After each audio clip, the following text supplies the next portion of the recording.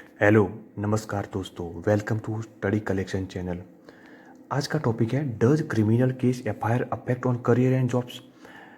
काफ़ी सारे लोग जो ये वीडियो देख रहे होंगे वो सरकारी और गवर्नमेंट एम्प्लॉय होंगे, गवर्नमेंट नौकरियात होंगे, और काफ़ी सारे लोग अभी पढ़ाई कर रहे होंगे क्योंकि उनको सरकारी नौकरी लेनी है।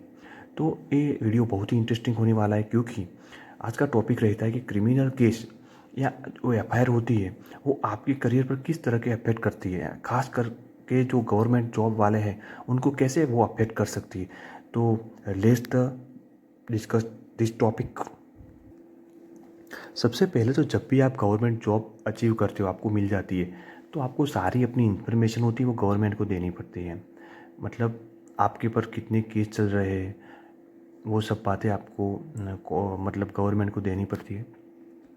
अगर आप किसी भी इन्फॉर्मेशन को छुपाते हो तो आपके लिए दिक्कत खड़ी हो सकती है मित्रों। अब मैं आपको एक नई बात बताता हूँ नेशनल स्केल रजिस्टर के बारे में। नेशनल स्केल रजिस्टर में 200 कंपनियां लिस्टेड होती है, तो उसमें काफ़ी सारे लोगों की सारी इन्फॉर्मेशन होती है। आप तब से नाम उसका करिए, सारी इन्फॉर्मेशन आ जाती है। तो कंपनी को तो खास उसकी ज़रूरत पड़ती नहीं होती है, पूरी रजिस्ट्री में से आपकी सारी इन्फॉर्मेशन को मिल जाती है। लेकिन फिर भी उनकी भी कोई रिस्पॉन्सिबिलिटी तो होती है। सपोज उन्होंने किसी बंदे को जॉब पे रखा, सपोज वो आतंकवादी निकला, वो तो अपना कांड करके निकल जाएगा, लेकिन पुलिस किसको पकड़ेगी?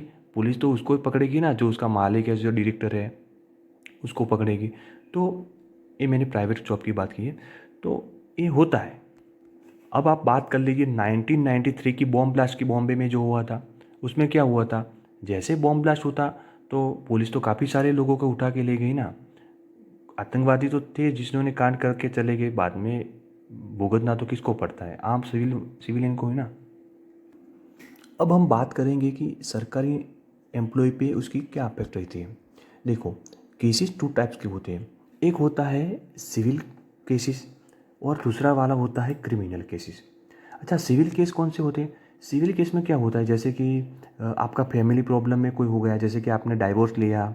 आप अच्छा, दूसरे वाला एग्जांपल लेता हूँ, तो आपने कहीं पे कॉन्ट्रैक्ट किया और कॉन्ट्रैक्ट में कोई इश्यू आ गया, तो ये सब जो, और अगर आप कहीं पे प्रोटेस्ट चल रहा है, आप प्रोटेस्ट में जाके बैठ गए, आप पे केस चला गया, लेकिन संविधान में भी दिया गया कि शांतिपूर्ण आप प्रोटेस्ट कर सकते हो, तो वो सब सिविल केसेस होते हैं। उसके इतने ज़्यादा मायने नहीं रखते गवर्नमेंट जॉब में।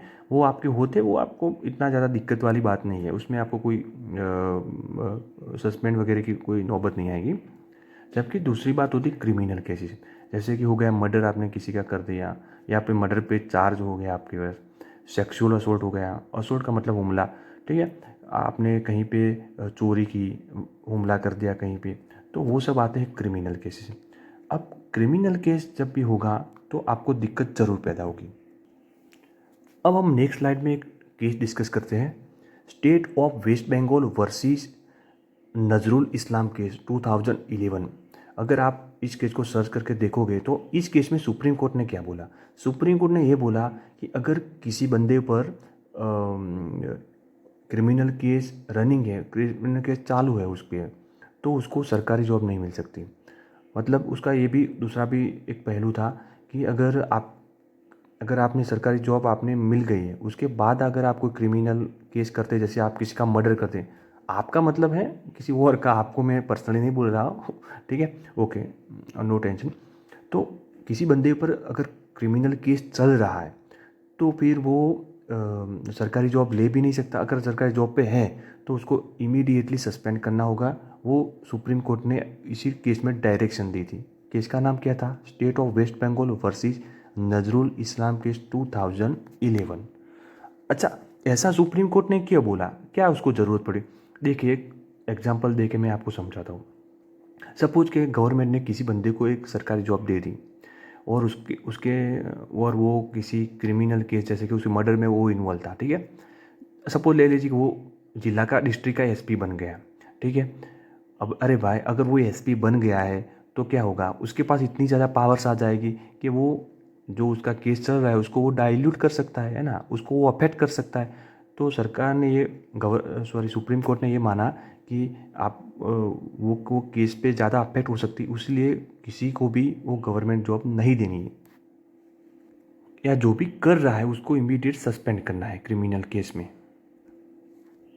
इन शॉर्ट आप आपकी पोस्ट का दुरुपयोग करके इन्वेस्टिगेशन को डाइल्यूट ना कर सको, इसलिए आपको जॉब पे नहीं रखते। लेकिन हाँ, दूसरी बात भी सुप्रीम कोर्ट ने बोली थी कि यही अगर कोई इंसान पर केस चल रहा है तो उसको फिर तो उसको जॉब नहीं मिल सकती, मतलब वो सस्पेंड रहेगा।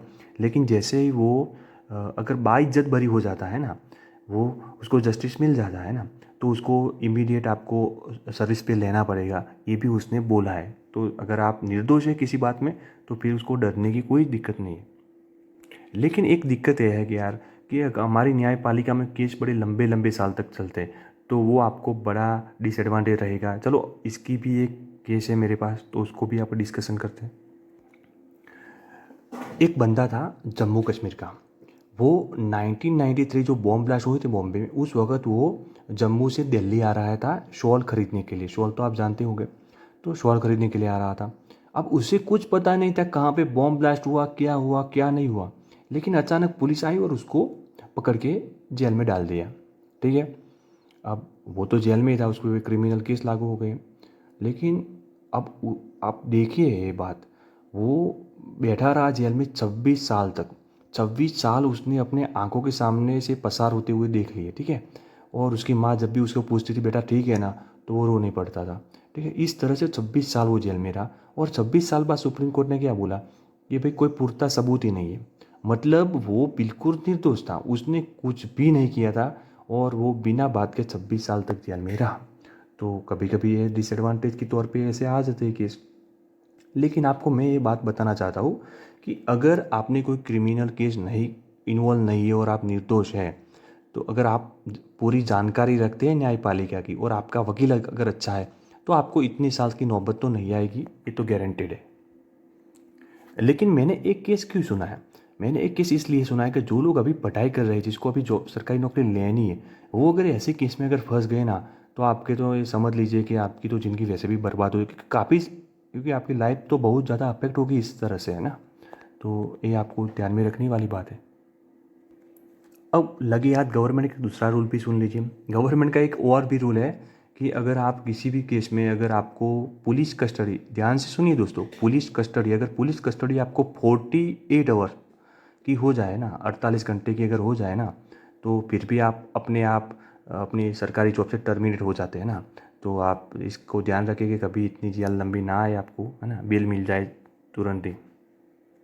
अब मैं बात करता हूँ जो प्राइवेट जॉब है, हमारे जो PSUs के जॉब है, जो कंपनी में जॉब है ना, मल्टीनेशनल कंपनी के जॉब है, तो उसमें क्या आता है, उसका तो अपना अलग से पॉलिसी रहती है ना।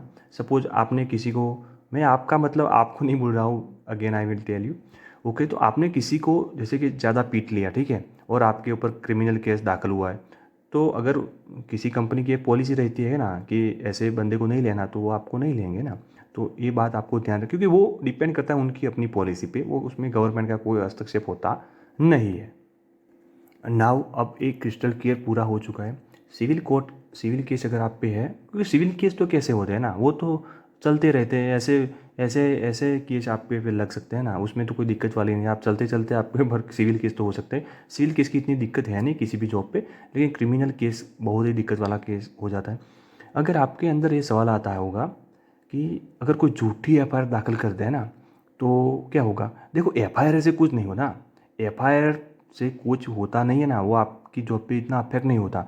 कब होता है, जब प्रोसीडिंग स्टार्ट होती है। अगर आपको वो जब प्रोसीडिंग स्टार्ट होती है ना, जो जज के पास जाता है वो पूरा केस, तब आपको दिक्कत होती है। तो आपके लिए क्या अच्छा उपाय रहता है कि जो FIR किसी ने आप पे डाली, ठीक है, तो फिर आपको वो FIR है ना, उसको क्वॉश करना पड़ेगा, है ना, उसको मिटाना पड़ेगा, उसको कहीं ना कहीं तरफ से रद्द करना पड़ेगा। ठीक है, तो अब ये सवाल रहता है कि भाई चलो FIR रद्द कैसे करते हैं ना, तो इस वीडियो को लंबा हो जाएगा, इसलिए इसमें मैं नहीं इसके डिस्कशन करता। मैं इसके लिए एक अलग वीडियो बनाऊंगा ज़रूर से, क्योंकि ये बहुत ही इंपॉर्टेंट होता है कि FIR को भी क्वॉश कैसे कर सकते हैं ना, कुचल कैसे कर सकते हैं ना, उसके सारे लीगल इलीगल टर्म को we will discuss in the next video. I hope you understand the whole topic, and this is the end of the video. Thank you दोस्तों।